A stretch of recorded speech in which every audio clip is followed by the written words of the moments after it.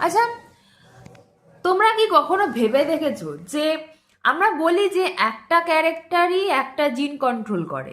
এটা আমরা এতদিন পড়ে এসেছি, এখনো অবধি যে ভিডিওগুলি আমরা আপলোড করেছি তাতে আমরা এটুকু পড়ে এসেছি।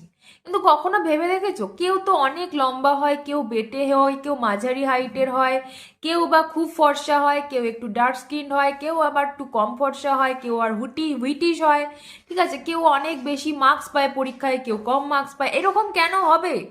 ঠিক আছে, সেটা অবশ্যই কেউ যেরকম পড়ছে তার উপর নির্ভর করে, কিন্তু কেউ খুব ইন্টেলিজেন্ট, কেউ একটু কম ইন্টেলিজেন্ট।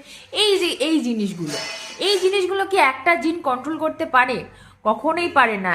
এখানে পুরো কমিটি মিলে কাজ করে, ঠিক আছে, পুরো সমিতি একটা। তো এইখানে যে এতগুলো জিন মিলে একটা ক্যারেক্টার কন্ট্রোল করে, এটাকেই বলছে পলিজেনিক ইনহেরিটেন্স। পলি মানে অনেকগুলো, জিনিক মানে অনেকগুলো জিন, ইনহেরিটেন্স মানে একটা ক্যারেক্টার একটা জেনারেশন থেকে অন্য জেনারেশনে নিয়ে যাচ্ছে, তার যে কন্ট্রোলিং সেটা অনেকগুলো জিন মিলে একটা ক্যারেক্টার কন্ট্রোল করছে।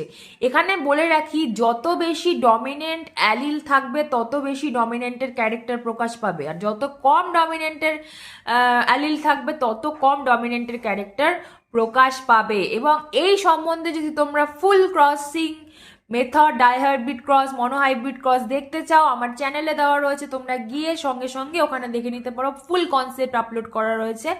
আর যদি এই রকমের ভিডিও তোমরা দেখতে চাও তাহলে আমার চ্যানেলটাকে সাবস্ক্রাইব করে দিও। Thank you.